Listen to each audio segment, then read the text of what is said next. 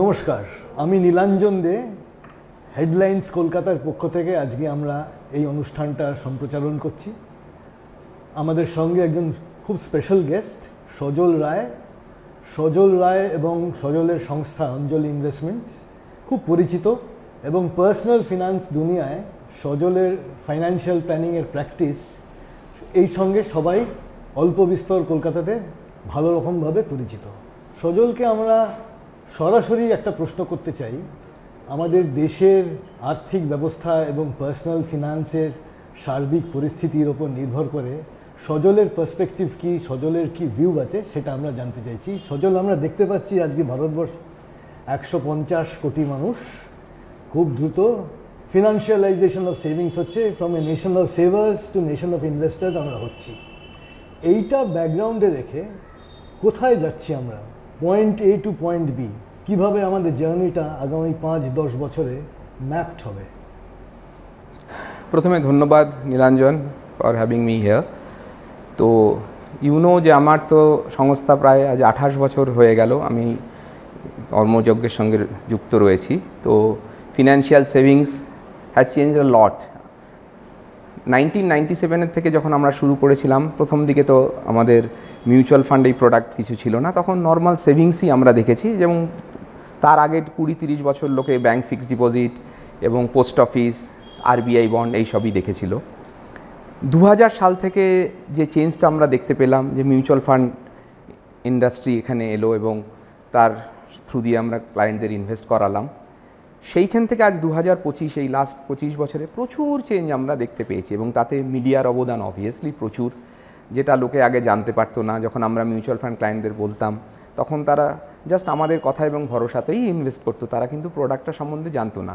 কিন্তু সেই investor awareness যেটা সেবি এখন ম্যান্ডেটারি করেছে এএমসিদের জন্য, কিন্তু সেটা আমি সেই 2003-04 থেকে করেছি, তুমি তো জানোই। এবং এর জন্য আমি গ্রামে গঞ্জে প্রচুর প্রচার করেছি। তো তাতে অনেক লোকের সুবিধা হয়েছিল, জানতে পেরেছিল। কিন্তু এখন কি হয়েছে, মিডিয়া এটাতে স্ট্রংলি রিপ্রেজেন্ট করাতে মিউচুয়াল ফান্ড ক্লায়েন্টদের ঘরে ঘরে পৌঁছে গেছে। কিন্তু এত সত্ত্বেও আজকে একটা ফিগার আমরা তো জানি, ভারতবর্ষে স্টক মার্কেট রিলেটেড ইনভেস্টমেন্ট এখন মাত্র 7%, যেটা আমেরিকাতে 50-60%। তো এখনও প্রচুর, there is a long run away head of us. কিন্তু things are changing from physical assets movement to financial assets which has started last 10 years। এটার আরও প্রচার হয়েছে 2020 কোভিডের থেকে, যখন কোভিডের পরে লোকে বাড়িতে থাকলো এবং জানতে পারলো যে ইনভেস্টমেন্ট কী, এবং স্টক মার্কেটের এই অনলাইনে যে অবদান এই মিউচুয়াল ফান্ড এবং স্টক মার্কেটে এলো, তাতে এটা আরও ঘরে ঘরে ছড়িয়ে পড়লো। কিন্তু এর যেমন প্রতিটা জিনিসের কিন্তু ভালো এবং খারাপ দিক থাকে। প্রচুর লোক যারা জেনে বুঝে hand holded by an adviser আসছে, তাদের জন্য এটা ভালো। কিন্তু অনেক লোক যারা ভেরি ওয়েল, যেটা ওয়ারেন বুফে বলেছে, যে একটা ইনভেস্টারদের প্রচুর যেটা খুব ভুল, যে everybody wants to become rich overnight. এবং সেই জন্য তারা যারা ইনভেস্ট করলো, এবং তাদের মধ্যেও ভুল হলো, 20 থেকে এই 25-এও কিন্তু প্রচুর লোক টাকা খুইয়েছে। এবং সেবির ডাটা তুমি যদি দেখো, যে ফিউচার্স অ্যান্ড অপশানসে 93% পিপল আর মেকিং লস। এবং that is not 93% the numbers. 7% লোক যারা প্রফিট করছে, দে আর বিগ প্লেয়ার্স, তাদের সংখ্যা কম। কিন্তু এই যে 93% লোক যারা লস করেছে, তাদের সংখ্যা কিন্তু প্রচুর। এদের আবার এই লাইনে ফিরে আসতে, ইনভেস্টমেন্ট লাইনে কিন্তু প্রচুর সময় লাগবে। কেন, একবার এটা একটা ইগোতে কাজ করে। একটা লোক যখন লস করে, সেটা তার টাইম লাগে তাকে আবার ফিরে আসতে।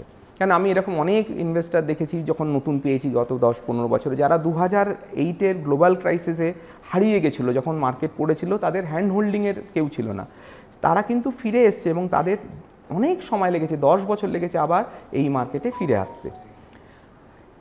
এবার কি চেঞ্জ আমি দেখেছি, প্রথম দিকে যে আমরা যেটা দেখতে পেয়েছিলাম, ক্লায়েন্টকে যখন আমরা মিউচুয়াল ফান্ড করতাম, তারা আমাদের কথায় করতো এবং তারা ভোলাটিলিটি তাদের মধ্যে কিন্তু কম ছিল। মিডিয়ার যে আমি বলেছি প্রতিটা জিনিসের ভালো এবং খারাপ আছে, কি হয়েছে, মিডিয়াতে রেগুলার প্রচার হওয়াতে, মার্কেট নিয়ে এত খবর আসাতে, ক্লায়েন্টরাও কিন্তু মাঝে মাঝে এখন প্রচণ্ড ভোলাটাইল হয়ে পড়ে। আজকে যুদ্ধ, এখানে কি হলো। আগেকার ক্লায়েন্ট ইনভেস্টাররা কিন্তু এতটা অবহিত ছিল না মার্কেট সম্বন্ধে। এখনকার এই ঘটনার জন্য তারা রেগুলার যেহেতু আপডেটেড থাকছে নিউজে, তারা ভাবছে প্রতিটাই কি তাদের মিউচুয়াল ফান্ড ইনভেস্টমেন্টে কোনো রকম বাধা বিপত্তি করবে। আমি তখন তো একটা কথাই তাদের বলি, ভারতবর্ষের সেন্সেক্স 1979 সালে 100 দিয়ে শুরু হয়েছে, যেটা এখন বলপার্ক অ্যারাউন্ড 80,000 চলছে। Over a period of 45 years আমরা 14% পেয়েছি, কিন্তু সেটা পেয়েছি 44 বছরে। এবং এটা জরুরি নেই যে প্রতি বছরই 14% পাবে, এখানে অনেক খারাপ সময় যাবে যখন 5 বছর 6 বছর মার্কেট কিন্তু হয়েছে রিটার্ন দেয়নি, এবং সামনেও হয়তো হবে, দেবে না 2-3 বছর। কিন্তু ক্লায়েন্টদের এটা বুঝতে হবে, এখানে যখন সে ইনভেস্ট করে তখন সে লং টার্মের জন্য করে, সেখানে সে 12 থেকে 14% নেক্সট 10-15-20 বছরে করবে।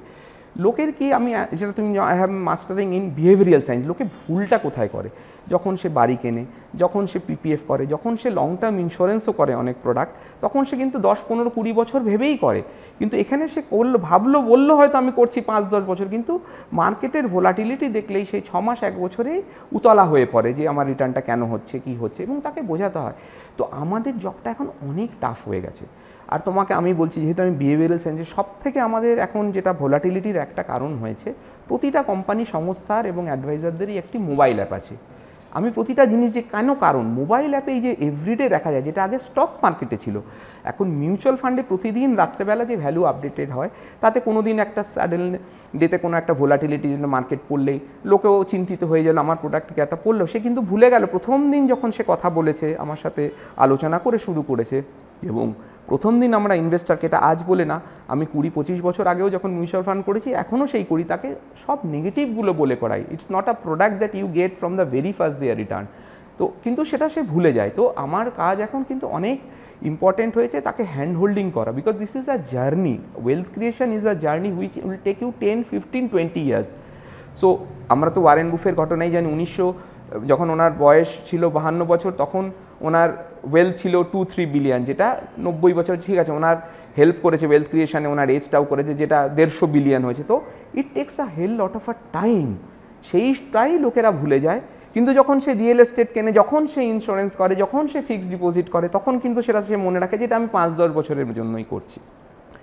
আমাকে সেই এক্সাম্পলটাই তাকে দিতে হয়, তাকে লাইফ, কেন আমি দেখেছি স্টক মার্কেট, ক্রিকেট, লাইফে একটা অ্যানালজি আছে, তাকে আমাকে বারবার বোঝাতে হয়। তো আমাদের চ্যালেঞ্জটা বেড়ে গেছে যে ক্লায়েন্টকে কীভাবে ঠিক পথে চালিত করা। কেন একটা সঠিক নলেজ নিয়ে যখন একজন ক্লায়েন্ট ইনভেস্ট করে, সে যখন তার বন্ধুবান্ধব, সমাজের মধ্যে, it is a social duty of us, সে কিন্তু তাকে, তার বন্ধুকে প্রপারলি গাইড করতে পারবে। কেননা একজন ক্লায়েন্ট যদি ভোলাটিলিটিতে লসে করে সে বেরিয়ে যায়, না বুঝে বেরিয়ে যায়, যেটা অনেক সময় হয়ে থাকে, আমরা দেখেছি আমাদের কাছে যখন অনেক নতুন ইনভেস্টার হয়েছে যে লস করে সে বোঝেনি, যখন সিপ তার বাড়ানো উচিত তখন সে সিপ বন্ধ। And you have got the data, January February to March 2025 প্রচুর এসআইপি বন্ধ হয়েছে। এবং টু বি কোয়াইট অনেস্ট, যেগুলো যারা উইদাউট অ্যাডভাইজার ডাইরেক্ট মোডের ক্লায়েন্ট করে, তারাই কিন্তু বন্ধ করেছে।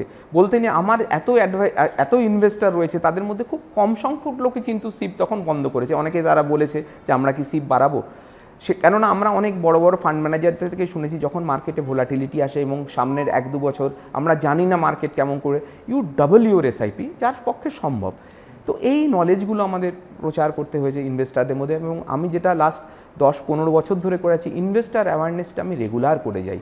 কেন আমাদের যখন ক্লায়েন্ট সংখ্যক যাচ্ছে, আমার পক্ষে সম্ভব না, যেটা fact is fact, I cannot go to the client everyday, every client, কিছু সংখ্যক ক্লায়েন্টের সাথে আমি করতে পারবো, তাহলে কি বাকিদের কি নলেজ দেবো না? তখন আমাকে ইনভেস্টার অ্যাওয়ারনেসের থ্রু দিয়ে, সে আমার এক্সিস্টিং ক্লায়েন্ট হোক কি নতুন ক্লায়েন্ট হোক, তাকে বোঝাতে হবে দ্য ফ্যাক্টস অফ ফিগার। এবং যেটা নেক্সট 10-20 বছরে হতে চলেছে, আমরা যে অমৃতকাল, আমরা সব জানি অমৃতকালে পৌঁছবো ভারতবর্ষ 2047 সাল অবধি, কিন্তু এই 20 বছর কি সে ভোলাটিলিটির মধ্যে দিয়ে যেতে পারবে? It's a mountaineering. আমরা যখন বেস ক্যাম্প থেকে 1.5 মাস বাদে শিখরে পৌঁছই, সেখানে গিয়ে কিন্তু ফ্ল্যাগ লাগাই, ভারতবর্ষের হোক যে কোনো দেশের ফ্ল্যাগ লাগাই, তখন কিন্তু আমরা একজনের ছবি দেখতে পাইনি, তার যে শেরপা, যে তাকে এই 1.5 মাস, এবং তুমি অনেক ভিডিও আজকাল দেখা যায় যখন হঠাৎ ধস নামে কীভাবে সেই মাউন্টেনিয়ারিংয়ে তারা পড়ে যায়, তাদেরকে গাইড করা হয়। আমাদের কাজ কিন্তু এই শেরপা, এবং এটা আমরা যেমন 20 বছর ধরে করে গেছি, আমি জানি নেক্সট 20 বছরে যতই আমরা জানি ভারতবর্ষ অনেক উন্নত, এই হ্যান্ড হোল্ডিং আমাদের কিন্তু করে যেতে হবে। This is our job which we have been doing for last 25 years and which we have to do. তো আমার নতুন অ্যাডভাইজারদের যখন আসে, তারা আমাদের সাথে কথা বলে, তাদেরও আমরা বলি যে you have to do it the hard way. Hard ওয়ার্কের কোনো বিকল্প নেই, ক্লায়েন্টদের ইজি ওয়েতে হবে না, তাদেরকে বোঝাতে হবে this is the way. Business is also a ship, you create a business and AUM over a period of time through years and maybe decades. ঠিক। এই অ্যানালজিটা আমার ভীষণ ভালো লাগলো, এই যে বেস ক্যাম্প থেকে সামিট, এই জার্নি, এইটা করার জন্য আমরা যেন তৈরি থাকি, এইটাই হচ্ছে মোস্ট ইম্পর্টেন্ট মেসেজ আজকের যে এই ইন্টারভিউয়ে। সো এই এটা ব্যাকগ্রাউন্ডে রেখে, এটা নেপথ্যে রেখে, যদি ধরো কোনো হাইপোথেটিক্যাল ইনভেস্টরকে 3টে খুব ইম্পর্টেন্ট হ্যাবিট ইনকালকেট করতে হয়, তুমি কিভাবে অ্যাডভাইস দেবে তাকে? দেখো নীলাঞ্জন, এখানে অনেকগুলো ইম্পর্টেন্ট হ্যাবিট আছে টু ক্রিয়েট ওয়েলথ। প্রথম হচ্ছে market should be volatile and investor should never be volatile. Market তো ভোলাটাইল, তাই জন্যই তো নেচার অফ দ্য মার্কেট, যে জিনিসটা 12 থেকে 14% দেবে, ইট ক্যানট বি লিনিয়ার। সে মার্কেট আপ ডাউনসের মধ্যে দিয়েই যাবে। মার্কেটের পেশেন্স, ইনভেস্টারের পেশেন্সকে সে টেস্ট করবেই। যারা উইক হ্যান্ডস বলে তারা সরে যাবে, যারা স্ট্রং থাকবে they will only create wealth. It's not, তো সেই জন্য প্রথম হচ্ছে তাকে ভোলাটাইল সে হতে পারবে না ইনভেস্টারকে। মার্কেট ভোলাটাইল হোক, তাকে শান্ত থাকতে হবে, সময়ের সাথে সাথে সেইভাবেই এগিয়ে চলতে হবে। সেকেন্ড দিন হচ্ছে তাকে ডাটা পড়তে হবে। আই নো অনেকে বলে যে for many investors wisdom is required, but I say data, study of data can lead you to your wisdom. তাতে বুঝতে হবে গত 5-10 বছরে কী হয়েছে, কোন কোন ফেজে কী হয়েছে। লোকে ভাবে যে আমার যেন প্রতিদিনই শিপটা পজিটিভই থাকে, এটা সম্ভব না। কিন্তু আমরা সেই ডাটা পেয়েছি যে 2 বন্ধু 10 বছরে যখন ইনভেস্ট করে, যার প্রথম 3 বছর বেশি নেগেটিভ হয়, সেই বন্ধুর অন্য বন্ধু যে প্রথম 3 বছর পজিটিভ হয়েছে তার থেকে রিটার্ন বেশি হয় at the end of 10 years. তো these are data only, data can lead you to wisdom. তার মানে মার্কেট যখন পড়ছে সে বেশি ইউনিটস কিনছে। তো এই যে মার্কেট পড়লে তাকে আরও ইনভেস্ট করতে হবে, সে টপ আপ করবে, এটা একটা পয়েন্ট হলো, লেস ভোলাটাইল একটা পয়েন্ট হলো। আর তাকে পড়াশোনা কিন্তু করতেই হবে যতটা সম্ভব। কেন, একটা নলেজেবল ইনভেস্টারের সম্ভব যে সে ক্যান ক্রিয়েট ওয়েলথ। আমাদের কাজটা অনেক সুবিধা হয়ে যায়, কেন ইনভেস্টাররা বুঝতে পারে যে আমরা কি তাকে বলছি, এবং দুজনের সেম পেজে আমরা থাকতে পারি to create wealth over a period of time. This are very much required. আমার মনে হয় ইন্টারভিউয়ের এই পর্ব আমরা এখানে ক্লোজ করতে পারবো।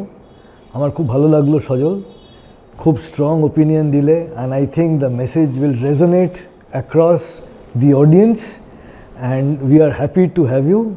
আমরা পরে আবার তোমার সঙ্গে ফিরে আসবো, আবার আর একটা পর্ব দর্শকদের কাছে নিয়ে আসবো।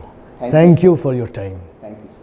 Ma, there's this new Bengali matrimonial website, BABandhan.in. It's safe, verified, and just for us. Really? देर न करें, आज ही रजिस्टर करें।